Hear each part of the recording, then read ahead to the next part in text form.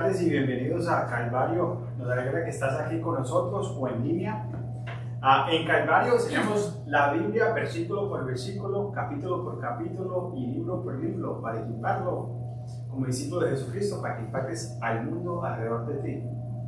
Si no conoces a Jesús, nuestra oración es que a través de la enseñanza de la palabra, Jesús se le revele para que puedas creer en Él, tener vida eterna con Dios el Padre y te llenes del Espíritu Santo para crecer en tu fe.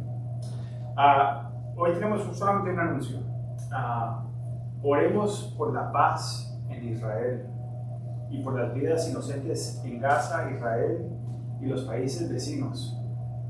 Como iglesia es importante entender por qué oramos por Israel, ya que nuestra fe tiene raíces judías. Voy a cubrir un poco de contexto histórico a medida que avanzamos en nuestro estudio de Mateo hoy. Pero antes de empezar, como siempre empezamos cada semana, vamos a leer la promesa del día, que viene de nuestro libro 199 promesas de Dios, y viene del Salmo 41, versículos 1 y 2, que dice: bienaventurado el que piensa en el pobre, en el día malo lo librará Jehová. Jehová lo guardará y le dará vida. Será bienaventurado en la tierra, y no lo entregarás a la voluntad de sus enemigos. También me gustaría leer el último versículo, no está en el libro, pero está en la Biblia, de este salmo, que dice: bendito sea Jehová. Jehová es lo mismo que decir el Señor. Bendito sea Jehová, el Señor, Dios de Israel, por los siglos de los siglos. Amén y amén. El Dios eterno tiene compasión de nosotros y nos llama a tener compasión por los demás. La palabra compasión significa acercarse con la mano extendida. Es amor en acción. Cuando extendemos nuestras manos a los pobres de espíritu, Jehová, el Señor de Israel, el Mesías, Yeshua, Jesús, nos preservará, bendicirá y liberará de nuestros enemigos que quieren destruirnos. Oremos. Padre, te damos muchas gracias, Señor, por este día. Gracias por tu amor. Gracias por tus bendiciones, Señor. Señor, venimos antes de ti, Señor Jehová, el Jehová de los ejércitos, Señor. Pedimos de ti, Señor, por protección, por Israel, por aquellos inocentes que están cayendo de muerto en esta guerra, Señor. Sabemos que el enemigo vino a destruir, pero tú, Señor, vienes a restaurar, a dar vida eterna. Entonces, oramos por la protección de Israel, los inocentes, Señor, y pedimos, Señor, que en medio de esto algo salga bueno, Señor. Que en medio de lo malo, tú puedes convertirlo en bueno, Señor, a aquellos que te aman, Señor. Que en este tiempo oscuro, que el mundo busque de ti, Señor, sabiendo que tu tiempo se acerca, Señor. Que levantemos nuestros ojos y los fijemos en ti, Señor. Porque tú escuchas el clamor de aquel que te llama a ti, Señor, y tú contestas, Señor. Entonces hoy, Señor, con voces unidas, como una iglesia, nos levantamos y pedimos por la protección de Israel, Señor, y tú seas glorificado en todo esto, Señor. Te damos toda la gloria a ti, Señor. Amén y amén. Ok, el Evangelio de Mateo presenta a Jesús como el Mesías y el Rey que vendrá. Me encanta el libro de Mateo porque cierra la brecha entre el Antiguo Testamento y el Nuevo Testamento. Y tienes unas 129 referencias al Antiguo Testamento para mostrar que Jesucristo cumplió las profecías mesiánicas, aunque sabemos que Jesús cumplió más de 300. La genealogía se registra desde Abraham hasta José.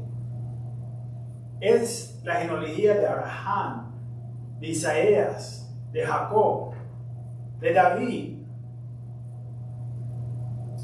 Lo que explica que Jesús es un heredor legal del trono de David. Zacarías 9:9 dice: alégrate mucho, hijo de Sión. Sión es Israel. Grita, hija de Jerusalén. He aquí, tu rey viene a ti. Nuestro Señor es judío, y el libro de Mateo fue escrito para los judíos, pero no exclusivamente para ellos. El libro termina con el mandato de la Gran Comisión, que dice, Mateo 28:9, y hacer discípulos a todas las naciones, bautizándolos en el nombre del Padre, el Hijo y el Espíritu Santo. Hay una doctrina falsa que se ha extendido por parte de la iglesia llamada teología de reemplazo. Básicamente lo que dice eso es que la iglesia ha reemplazado a Israel y sus promesas. Y eso es una doctrina malvada, demónica y antisemética. Y más, va en contra de la palabra de Dios. Porque Dios no cambia. Y Dios cumple sus promesas. Estamos leyendo 199 promesas de Dios, pero hay muchísimas más que esas. Y Dios no ha quebrantado las promesas con el pueblo de Israel. Porque si las puede quebrar con el pueblo de Israel, entonces los puede quebrar las promesas a nosotros. Y ese no es nuestro Dios. Él cumple lo que va a hacer. Israel es la tierra escogida y el pueblo escogido de Dios. Por él vino Jesús, es judío. Pero también hay una promesa en el tiempo de gracia, que es la iglesia, que es para el judío y el gentil junto. Como cristianos debemos orar por la nación de Israel y su protección.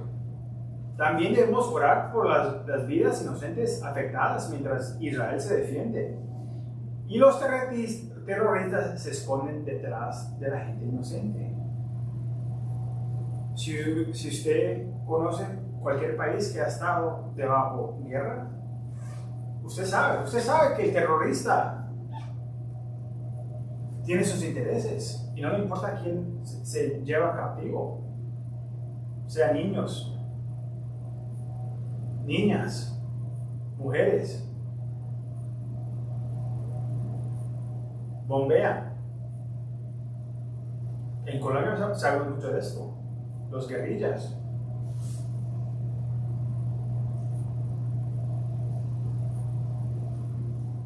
Recordamos estas palabras de nuestro apóstol Pablo. Romanos 1:16 dice: ¿por qué no me avergüenzo del Evangelio? Porque es poder de Dios para salvación a todo aquel que cree, al judío primeramente y también al griego. El griego es usted y yo. Romanos 2:9 dice: tribulación y angustia sobre todo será humano que hace lo malo, el judío primeramente y también el griego. Acá dice que va a haber tribulación y angustia el que hace malo, primero el judío, pero gloria y honra y paz todo el que hace lo bueno, al judío primeramente y también al griego. Como iglesia debemos recordar que nuestra Biblia fue escrita por judíos. La excepción fue el Evangelio de Lucas y el libro de Hechos, porque fue escrito por el doctor Lucas, quien viajó con Pablo, un judío. Fue escrita para los judíos ser una luz en el mundo. ¿Pero qué pasó?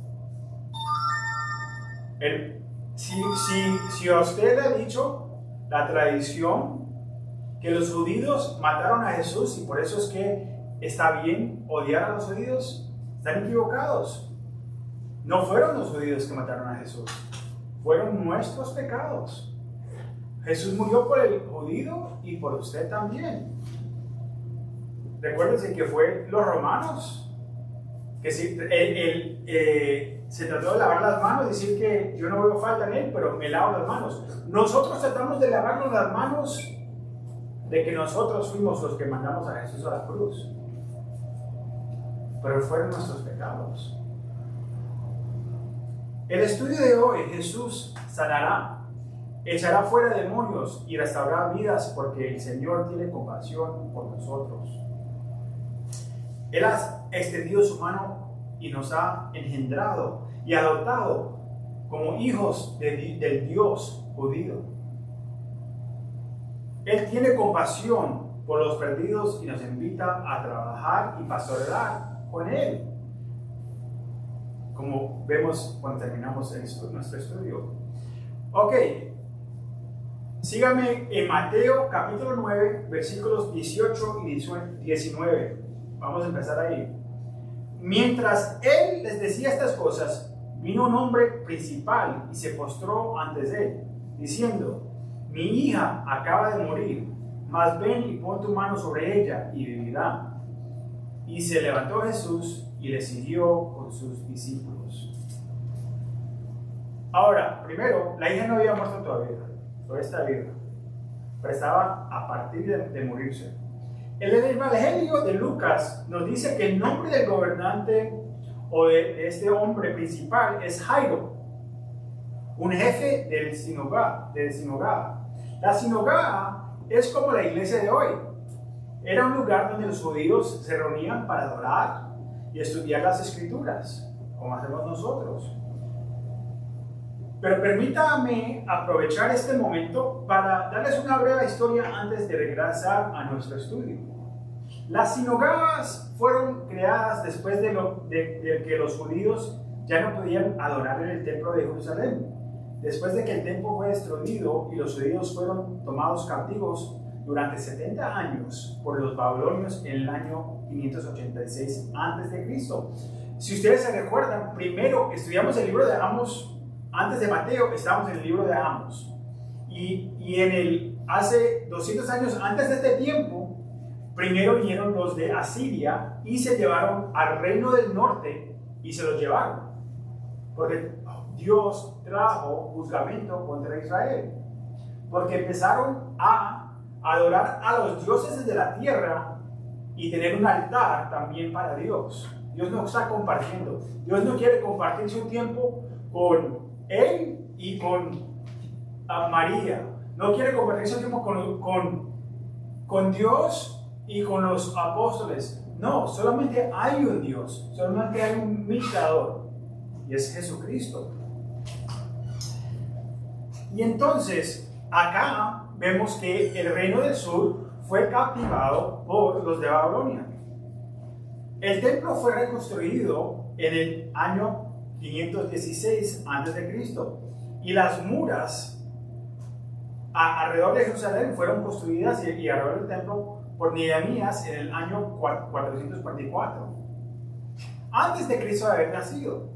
El templo será destruido una vez más, como Jesús profetizó en el año 70 después de Cristo. Durante la primera de las tres guerras judeas romanas. En el año 132 después de Cristo, durante la segunda de las guerras judeas romanas, el emperador romano Adriano mató a 500,000 de judíos.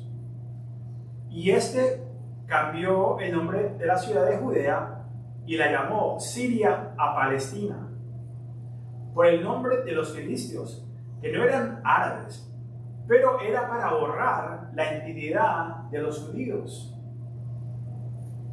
Durante este tiempo, los judíos fueron vendidos como esclavos y asilados en naciones árabes, africanas y europeas. Después de casi 2000 años, Israel renació como nación en el 1948. Era la primera vez en la historia que un grupo de personas estaba en exilio y se reunió de nuevo como una nación, cumpliendo la profecía de Ezequiel 36 y las etapas que vemos en las etapas que vienen en Ezequiel 27. Mira lo que dice Ezequiel 36-24. Y yo os tomaré de las naciones y os recogeré todas las tierras y os traeré a vuestros países. Hablando de la profecía que el Señor y a reunir a los judíos desde las naciones.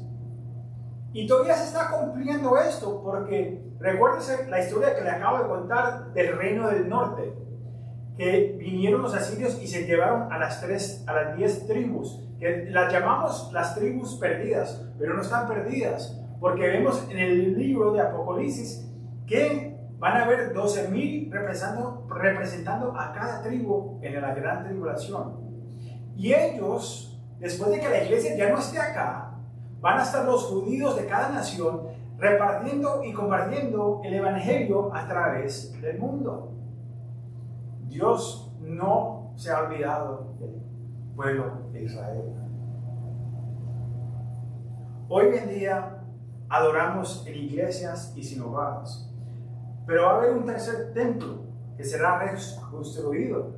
Recuérdense que ya el templo de Jerusalén que se hablaba en el Viejo Testamento ya no está existente. O en el Nuevo Testamento, en los tiempos de Jesús, recuérdense que piedra por piedra vinieron los romanos y lo tumbaron para quitar el oro que estaba derramado de los fuegos. Quemaron el templo, el oro se empezó a derretir y piedra por piedra tumbaron el templo.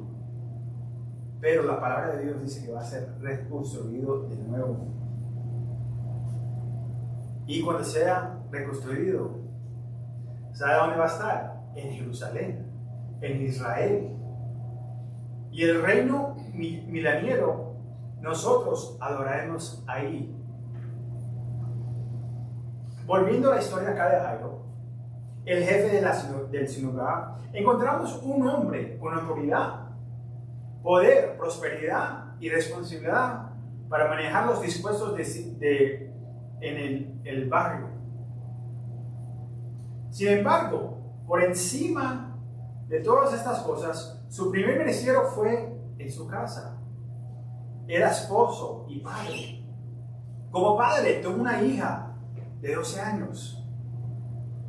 Y ella pasó de ser despreocupada y llena de gozo en el Señor. Y de un día para otro, a los 12 años, amaneció enferma y en su cama preparándose para morir. Como hombres podemos estar llenos de orgullo, no dispuestos a pedir direcciones o ayuda porque queremos arreglar las cosas. Nosotros estamos cortados así, el Señor los hizo y nosotros queremos arreglar todas las cosas. Cuando su esposa le dice algo, en vez de escuchar, usted ya está pensando, ¿cómo voy a arreglar este problema? Así pensamos. Sin embargo, su hija se está muriendo. ¿Y qué hace? Él va a donde Jesús. A él no le importa lo que sus amigos, sus compañeros o los líderes religiosos que estaban conspirando para matar a Jesús, ¿qué pensaran? O que podían venir en contra de él porque quiere buscar a Jesús. Dejó su orgullo y se acercó a Jesús. Dijo que si pones tu mano sobre ella, ella vivirá. Él ha visto lo que Jesús ha hecho y ha tenido fe. Y tiene fe que Jesús puede hacerlo. Que Jesús puede restaurarla, que Jesús la puede sanar. Es Jesús. ¿Y usted qué piensa? ¿Lo puede hacer Jesús? ¿Estás dispuesto a dejar de lado tu orgullo y poner tu fe en Jesús? ¿Estás dispuesto a ser un hombre que pondrá a su familia en primer lugar? Cuando los hombres vienen a Jesús primero, más del 90% de la familia lo sigue. Fuimos hechos para adorar y servir a Dios, pero como hombres, ustedes también fueron hechos para ser líderes de su casa. Es su responsabilidad de llevar a su familia a la iglesia, para que conozcan y aprendan del Señor, para que aprendan de tu ejemplo. El problema es que nosotros hemos fallado, no seguimos al Señor. Y es muchos de los problemas en nuestras ciudades, en nuestras comunidades urbanas. Los hombres no están siguiendo al Señor. Como padre de 4 hijas, mi corazón está pesado por lo que está sucediendo en Israel. Pesado como cristiano por la gente de Israel. Pero como padre, sabemos que durante las guerras hay bajas. Pero lo que está sucediendo en Israel es malo, es malvado, es demoniado. Mire, los terroristas están matando a personas inocentes, decapitando las cabezas a bebés, violando a las niñas y a las mujeres y matando a ancianos. Está tan malo, mire, que acá en las noticias hispanas ni les están contando esas cosas. No quieren que escuchen eso. Este mundo está en contra de Israel. Aquellos que sobrevivirán quedarán marcados de por vida. Y si usted ha pasado cualquier trama, usted sabe lo que pasa cuando tenemos el drama. Van a haber familias que ya no van a tener a padre ni mamá.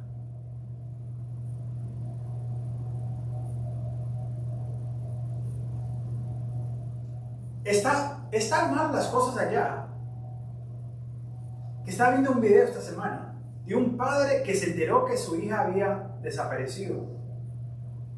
Y cuando se enteró que estaba muerta, estaba aliviado, porque él sabe lo que sucede a los rehenes que son capturados y llevados a regreso a Gaza. Él prefería que estuviera muerta que en las manos de esos terroristas que la vayan a abusar. Oremos al Dios de compasión, que tiene misericordia de los justos y los injustos, cuando buscamos de Él. Esa es la clave. Él no solamente tiene misericordia sobre el justo y el malo, o el injusto. Él tiene misericordia sobre los que lo buscan. No dejes que los problemas de este mundo te hagan pensar que Dios está demasiado ocupado para escuchar tus oraciones. Veamos lo que sucede cuando Jesús se dirige a la casa de Jairo. Lean conmigo en el 20 al 22 del capítulo 9. Y dice acá: he aquí una mujer enferma de flujo de sangre desde hace 12 años. Se le acercó por detrás y tocó el borde de su manto, porque decía dentro de sí: si tocaré solamente su manto, seré salva. Pero Jesús, volviéndose y mirándola, dijo: te animo, hija, tu fe te ha salvado. Y la mujer fue salva desde aquí ahora. Mientras Jesús se dirige a la casa de Jairo, los otros relatos de los evangelios nos dicen que hay una grande multitud y una mujer que es ceremonalmente impura, una mujer impura porque ha tenido de sangre. Debido a su flujo de sangre, da un paso de fe como el leproso, que se mete entre la multitud y quiere tocar el borde del rabino. Un comentario escribe esto sobre el manto: estos frisos eran 4 borlas de color azul jacinto que llevaban un judío en las esquinas de su prenda exterior. Su objeto era identificar a un judío como judío y como miembro del pueblo elegido, sin importar dónde estuviera, y tenía la intención de recordarlo a un judío cada vez que se ponía y se quitaba la ropa que pertenecía a Dios. Porque sabemos ahí que Jesús era un rabino y era judío y usaba la ropa como los otros rabinos. ¿Usted por qué piensa que esta mujer arriesgaría todo? La podían haber matado, porque si no está limpia y va a tocar a un rabino, un religioso, la pueden apedrear. El Evangelio de Lucas nos dice que ella ha gastado todo su dinero en diferentes médicos y remedios y ninguno de ellos ha funcionado. Ella dice que no tengo nada que perder, pero estoy avergonzada, sucia y indigna. Pero Señor, dice esto en su corazón, pero Señor, sé que si toco tu manto, puedo ser sanada. ¿Cuántas de ustedes se sienten como esta mujer? Tal vez sientes que has pecado o que has sido violada y te estás culpando, metiéndote la culpa a ti misma, estás culpándote a ti mismo. Siéntate y piensas que estás sucia y indigna y avergonzada de presentarte antes del Señor. De pronto estás enferma y con dolor, con una sangre física o espiritual, un derrame de sangre. Levantarás tus manos y alcanzarás al Señor para tocarlo, como hizo esta mujer.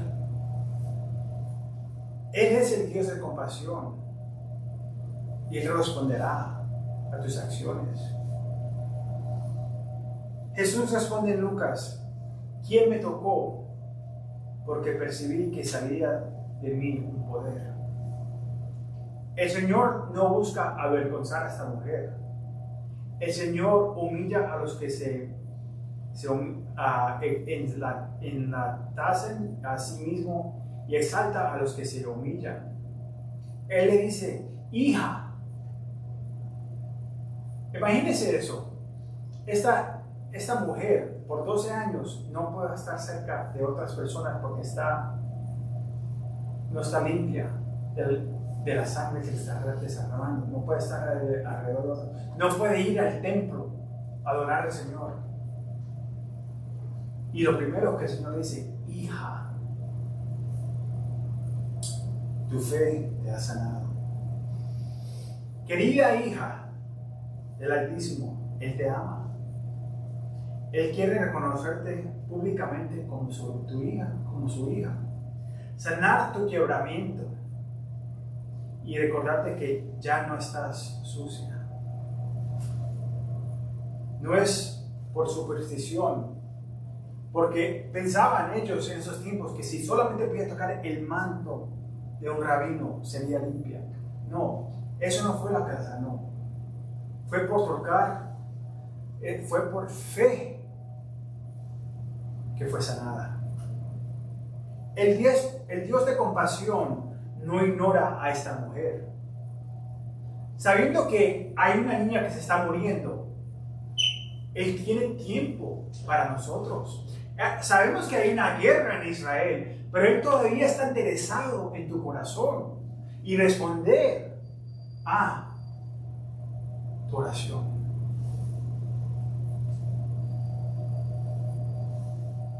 A pesar de esta niña que se está muriendo, el Señor se preocupa y está dispuesto a responder a su fe. ¿Confías en el Señor? Mire lo que dice Lucas 8:49. Nos dice: cuando vino uno de la casa del principal de la sinagoga a decirle: Jairo, olvídese, man, tu hija ya murió. No moleste más al maestro, que ya no se puede hacer nada, ya murió. Ese fue el mensaje que recibió Jairo. ¿Cuál sería tu primera reacción si tú eras Jairo? Señor, ¿por qué tardaste tanto? ¿O por qué te detuviste a hablar con esta mujer? Mi hija estaba enferma. ya está muerta. Señor, es tu culpa. Mi hija es más importante que esta mujer. Si Jairo hubiera dicho eso, estuviera en el mal a responder así. Diríamos que era egoísta. Si hubiera respondido así, ¿quién de ustedes no respondería así? Pero Jesús responde: no temas, cree solamente y serás salvo. El tiempo del Señor es perfecto y Él quiere que confiemos en Él y ejerzamos nuestra fe. De pronto Él dejó que la niña muriera para que Jairo tuviera más fe. No sabemos. Pero seguimos leyendo. Versículos 23 al 26 del capítulo 9 dice: al entrar Jesús en la casa del principal, viendo a los que tocaban frutas y la gente que hacía alboroto, les dijo: apartad, porque la niña no está muerta, sino duerme. Y se burlaban de él. Pero cuando la gente había sido echada afuera, entró y tomó de la mano de la niña, y ella se levantó.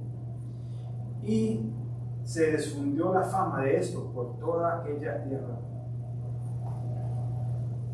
En esos tiempos se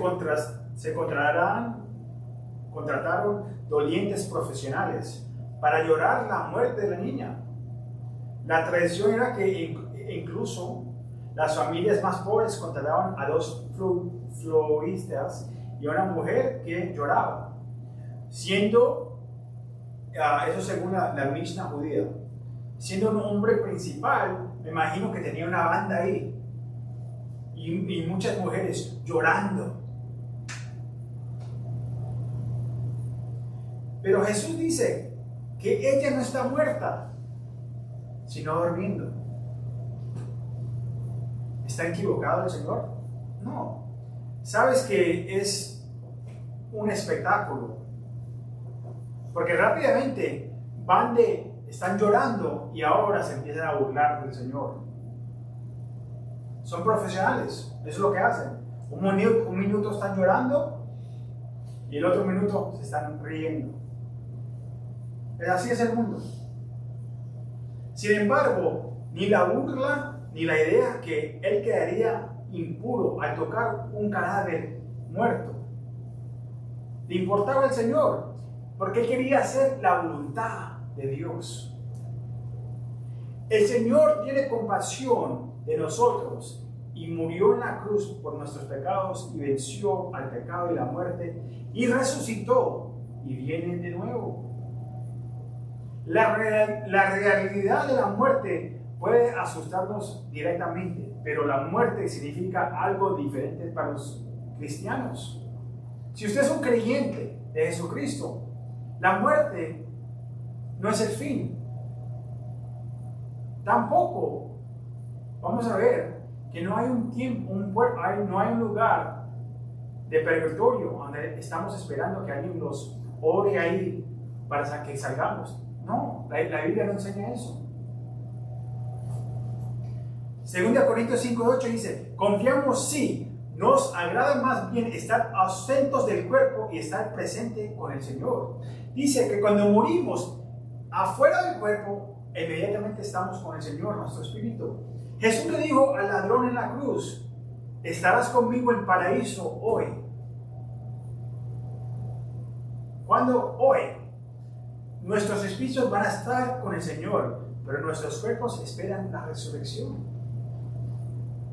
Primera Tesalonicenses 4:13 dice: pero no quiero, hermanos, que ignores acerca de los que durmieron, para que no entristeces como otros que no tienen esperanza. El mundo no tiene esperanza, pero ustedes, hermanos, pueden tener esperanza, porque si creemos que Jesús murió y resucitó, así también Dios traerá consigo a los que duermen en Jesús. lo que dice 1 Tesalonicenses 4, 13 y 14. Nuestra esperanza está en Jesucristo y la resurrección de la vida. Tito 2:13 dice, esperando la esperanza, bienaventurado y la manifestación gloriosa de nuestro gran Dios y Salvador, Jesucristo. Los incrédulos están mirando al mundo que nos rodea, viendo lo que está sucediendo en Israel, en Ucrania, y los terroristas que proclaman un día de la yihad, y están asustados porque no tienen esperanza. 1 Pedro 3:3 dice, ¿y quién es el que os hará daño si os hacéis seguidores del bien? Pero aunque padecéis por causa de la justicia, bienaventurados sois, y no temas sus amenazas, ni os turbias. Más bien, santifica al Señor Dios en vuestros corazones y estad siempre preparados para defender con mansedumbre y temor a todo el que nos pida razón de la esperanza que hay en vosotros. Quiero animarte de dos maneras. Primero, las cosas se van a poner difíciles y enfrentaremos persecución. Sin embargo, el fin aún no ha llegado. En primer lugar, al observar los acontecimientos en Israel, no hacen más que allanar el camino para lo que vendrá. Porque no cumplen, como algunos han dicho, esto cumple, se está cumpliendo y si cae el 38. No, porque no se trata de naciones que vienen en contra. Y si el 38 habla sobre las naciones que van a venir en contra de Israel. Estos no son naciones que vienen contra Israel, son grupos terroristas. Está Hamas en el sur y Hezbollah en el norte. Un grupo financiado por Irán y el otro grupo por los rusos. Pero no son las guerrillas de esos países que vienen en contra de Israel. En Ezequiel 38 van a venir los soldados de esos países, no terroristas, van a venir los soldados de esos países.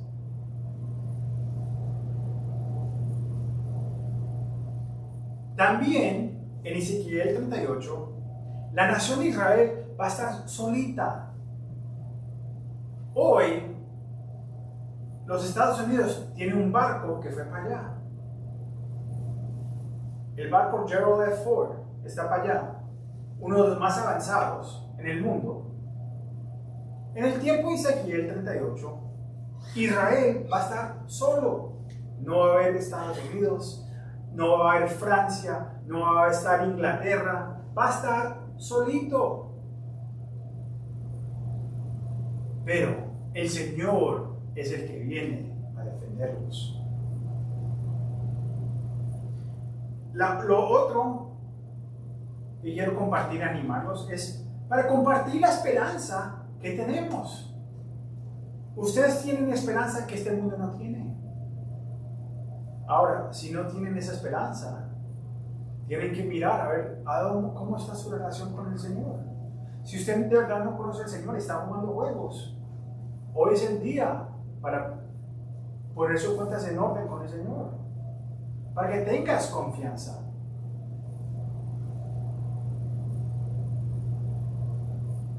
Mire, al igual que la niña, Jesús te ha resucitado de la muerte a la vida eterna. Nuestra esperanza está en su regreso y en la resurrección de la vida, y no de la resurrección de la condenación. Todos vamos a vivir por eternidad. Unos, los que llamamos buenos, son los que son cubridos en la sangre del Cordero Jesucristo. Y los otros, los que rechazaron a Jesucristo.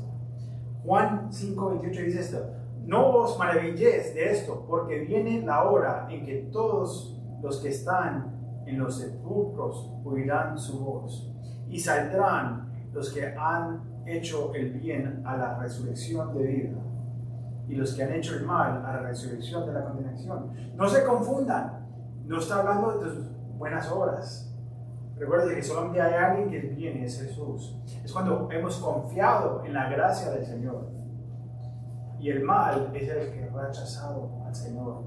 Jesús es paciente y desea que nadie perezca. Él fue compasivo con nosotros y nosotros debemos compartir la misma compasión con nosotros y aquellos que se están perdiendo. Leamos el 27 al 31 para nuestra próxima sección. Y pasando Jesús de ahí, le siguieron dos ciegos, dando voces y diciendo: ten misericordia de nosotros, hijo de David. Y llegando a la casa, vinieron a él los ciegos. Y Jesús les dijo: ¿crees que puedes hacer esto? Y ellos dijeron: sí, Señor. Entonces les tocó los ojos, diciendo: conforme a vuestra fe os es hecho. Y los ojos de ellos fueron abiertos, y Jesús les encargó rigurosamente, diciendo: mirad que nadie lo sepa. Pero saliendo ellos, divulgaron la fama de él por toda aquella tierra. Dos ciegos gritan: hijo de David, ten piedad de nosotros. Hijo de David es un título para el Mesías, la palabra judía para el Cristo. En su clamor le piden al Señor que tuviera compasión de ellos y los salvara. La luz del mundo había venido al mundo para abrir los ojos de aquellos que están espiritualmente ciegos. Pero los hombres rechazan la luz porque no quieren que sus obras sean expuestas. ¿Cómo pueden tus ojos abrirse a la verdad de Dios? Bueno, Romanos 10:17 nos da la respuesta. Así que la fe es por el oír, y el oír por la palabra de Dios. Por eso es que nosotros predicamos, enseñamos la palabra de Dios, libro por libro, capítulo por capítulo y versículo por versículo, para que ustedes tengan la oportunidad de responder en fe a la palabra de Dios. Amén. Los hombres ciegos física y espiritualmente escucharán la palabra de Dios y responderán con fe. No fe en la fe, o no fe en lo que yo quiera, es fe en Él, Jesucristo, el Señor. Jesús es el Dios de la compasión y quiere salvarte de tus pecados. La nación de Israel rechazó a su Mesías, pero debido a su rechazo, nosotros, los gentiles, somos engendrados en la fe cuando creemos en Él. ¿Estás listo para dejar que la luz del mundo te abra los ojos? ¿Estás listo para confesar tus pecados y confesar que Jesús es el Señor? Romanos 10:9 dice que si confesarás con tu boca que Jesús es el Señor y creerás en tu corazón que Dios le levantó de los muertos, serás salvo. Porque con el corazón se cree para justicia, pero con la boca se confiesa para salvación. Pues la Escritura dice: todo aquel que en Él creerá no será avergonzado. Porque no hay diferencia entre judío y griego, pues el mismo que es Señor de todos, es rico para con todos los que le invocan. Porque todo aquel que invocará el nombre del Señor será salvo. Y esa es nuestra oración, que el mundo en este tiempo invoque el nombre del Señor, para que sean salvos. Jesús les exhorta severamente a que no les digan a nadie. Su tiempo para ser revelado aún no había llegado. Pero, ¿qué pasa? Cuando los ojos de tu corazón han sido abiertos y estás lleno del gozo del Espíritu, ¿cómo no vas a decirle al mundo de lo que Dios ha hecho en tu vida?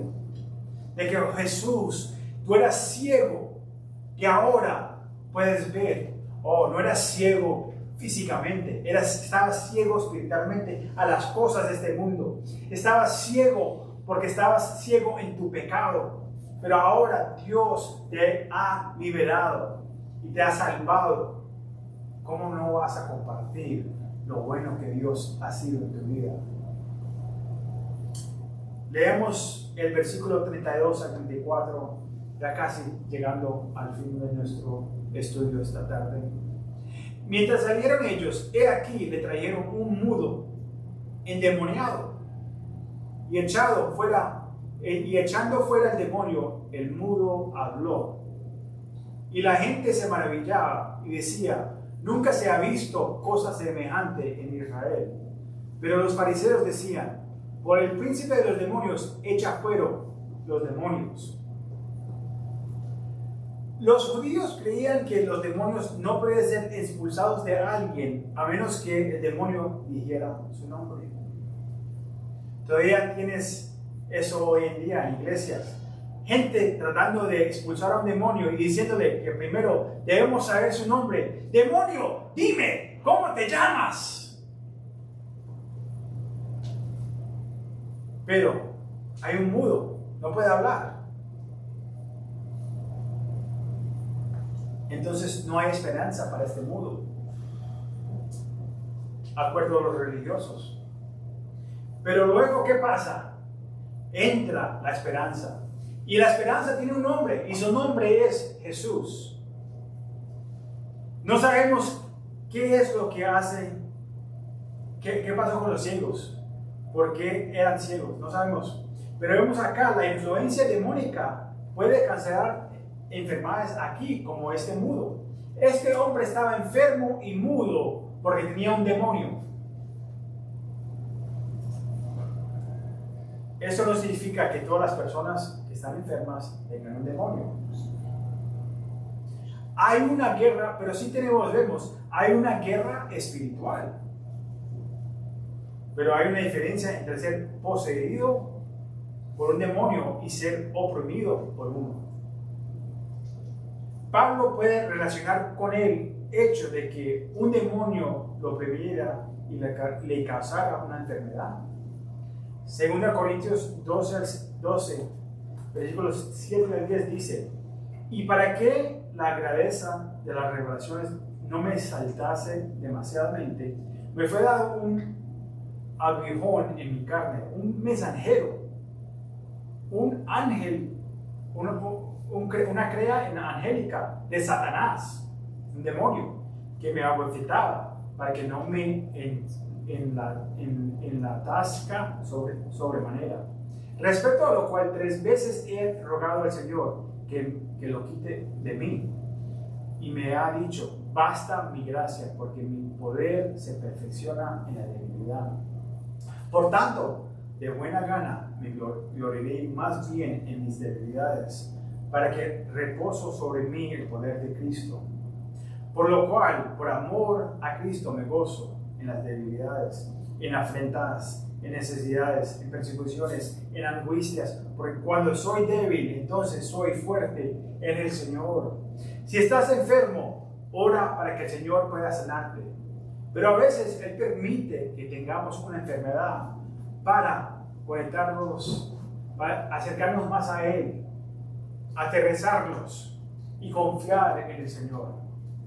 El Dios de la compasión tiene tus mejores intereses. Cuando eres débil, eres fortalecido en el Señor. Usted está haciendo cosas que los doctores dijeron que no podías hacer con tu enfermedad. Has tenido hijas y hijos. Has podido caminar, has podido trabajar, y Dios está recibiendo la gloria. Usted le ha dado, ahora, usted le está dando la gloria al Señor. O usted anda por ahí como un cristiano amargado.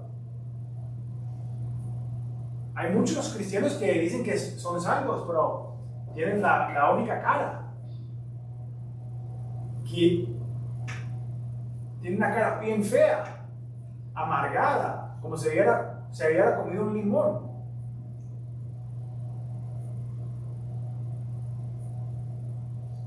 Eres un milagro andando. Pero en lugar de dar la gloria a Dios, ¿qué hacen los fariseos? Atribuyen los milagros de Jesús al poder de Satanás. Sabemos que un reino dividido no puede triunfar. Teniendo evidencia en las Escrituras de que cuando vendría el Mesías haría estas cosas. Miren lo que dice Isaías 35:6. Entonces el cojo saltará como un ciervo y cantará la lengua del mudo. Porque aguas serán cavadas en el desierto y torrentas en la soledad. El mundo quiere evidencia. Pero igual a los fariseos, no es el conocimiento de la cabeza, sino es un problema del corazón. No queremos que los pensamientos de nuestros corazones sean expuestos a la luz. Confiesa con tu boca y cree en tu corazón. Él es el Dios de compasión, que te mostrará misericordia cuando pongas tu fe en Él. Al terminar, vamos a estudiar los últimos 4 versículos. Recordará, empezando del 35 al 38, dice: recorrió Jesús todas las ciudades y aldeas, enseñando en las sinagogas de ellos, y predicando el evangelio del reino, y sanando toda enfermedad y toda dolencia en el pueblo. Y al ver las multitudes tuvo compasión de ellas, porque estaban desamparadas y dispersas como ovejas que no tenían pastor. Entonces dijo a sus discípulos: a la verdad, la mies es mucha, mas los obreros pocos. Roga pues al Señor de las mies que envíe obreros a sus mies. Hay 3 aspectos del ministerio de Jesús y hay una orden. Primero vemos el enseñar, predicar y sanar. La enseñanza consiste en establecer principios y preceptos de las Escrituras, mientras que la predicación es estimular y proclamar las buenas nuevas del Evangelio. Recordar que la fe viene por el oído, por el oír, no por ver milagros. Nadie se convierte por un milagro. Los judíos buscaban señales y prodigios. Los griegos buscan conocimiento. El Señor vio a la multitud y se conmovió con compasión, porque eran ovejas débiles y desesperadas, sin nadie que las guiara. El Señor ha venido y Él es el gran pastor. Es descrito en el Salmo 23 que dice: Jehová es mi pastor, nada me faltará. En lugares de delicados pastos me hará descansar. Junto a aguas de reposo me pastoreará. Me guiará por sendas de justicia, por amor de su nombre. Aunque ande en valle de sombra de muerte, no temerá más alguno, porque tú estarás conmigo. Tu barra y tu cayuda me infundirán aliento. Tendrás mesa delante de mí en mi presencia de mis administradores. Unges mi cabeza con aceite, mi copa está rebosando. Ciertamente el bien y la misericordia me seguirán todos los días de mi vida, y en la casa de Jehová moriré por largos días. Sin embargo, las Escrituras aquí nos invitan, Jesús nos está invitando no solamente para salvarlos, pero para participar en la obra de su trabajo. Es temporada de la cosecha, amigos. Es hora de poner nuestra fe en acción y tener compasión por los perdidos, los marginados y los pecadores. Hay muchos falsos maestros y pastores que lo hacen por el dinero, pero Jesús está llamando a los pastores para que apacienten al rebaño, les den de comer de la palabra de Dios, que compartan la palabra del Señor. Él te está llamando como embajador para regar el campo con él, porque la gente está lista para escuchar a la palabra de Dios. Dios, especialmente en estos tiempos de incertidumbre. Hay guerras, la gente está preocupada, pero ustedes tienen la esperanza. Tenemos la esperanza de Jesús. Mire, 1 Corintios 3:9 dice, porque nosotros somos colaboradores de Dios y vosotros sos labranza de Dios, edificio de Dios. Este edificio no es la iglesia, ustedes con nosotros juntos somos la iglesia.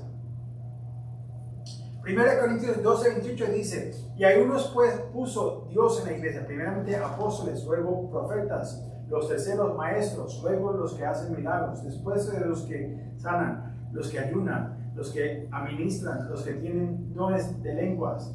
Un apóstol es un enviado, un misionero. Hay un campo misionero aquí mismo en nuestras ciudades urbanas y hispanas. A medida que crecemos, esperamos que el Señor envíe a otros. Tal vez te está llamando hoy, ahora, te está preparando. Hay profetas, aquellos que hablan una palabra de aliento y de acontecimientos futuros. La palabra de Dios es profecía. Y cuando leemos, estamos leyendo proféticamente cosas que vienen a pasar. Hay cosas que han pasado y fueron escritas antes de que pasaran. Cuando estábamos en el libro de Amos, habló que el Señor iba a venir con los asirios a sacarlos del norte, pero también le dio advertencia a los del sur. Le dio 100 años para que se arrepintieran y no. Le dio 200 años a los de Judea y no se arrepintieron. Jesús cumple con lo que dice que va a hacer. Antes del pueblo de Israel entrar a la tierra de Filistín, ellos estaban en Egipto, que era una referencia al mundo, y le dio 400 años a aquellos de la tierra de Filistín para que se arrepintieran, y después le dijo que fueran y mataran a todos, porque representaban la carne. Dios los está dando tiempo para arrepentirlos. Dios dice que hay que matar la carne. Hay que venir al altar del Señor y decir, Señor, quema todo lo que no es de mí. ¿Estás preparado para ir al altar? ¿Estás preparado para poner tus manos a la cosecha? Él dice que el tiempo es ahora. El tiempo de cosecha es ahora. Hay gente que se está muriendo porque no tienen esperanza, pero ustedes tienen una esperanza. ¿Estás listo para ser usado por Dios en el reino de Dios para administrar su compasión a los demás? Oremos. Padre, te damos muchas gracias, Señor, por este día. Gracias por tu palabra. Bendícete sea tu nombre, Señor. Levantamos a tu pueblo Israel, Señor, que hoy tengamos más entendimiento, porque es importante apoyar a tu gente, Señor. Padre, hay un mundo que se está perdiendo, Señor. Empieza con avivamiento en nuestra vida primero, en nuestra ciudad, a través del mundo. Úsanos para tu gloria, Señor. Te damos toda la gloria a ti, Señor. Señor, pedimos que sea tu voluntad. Y gracias, Señor, por no solamente salvarlos, por llamarlos a ser parte de tu obra, Señor.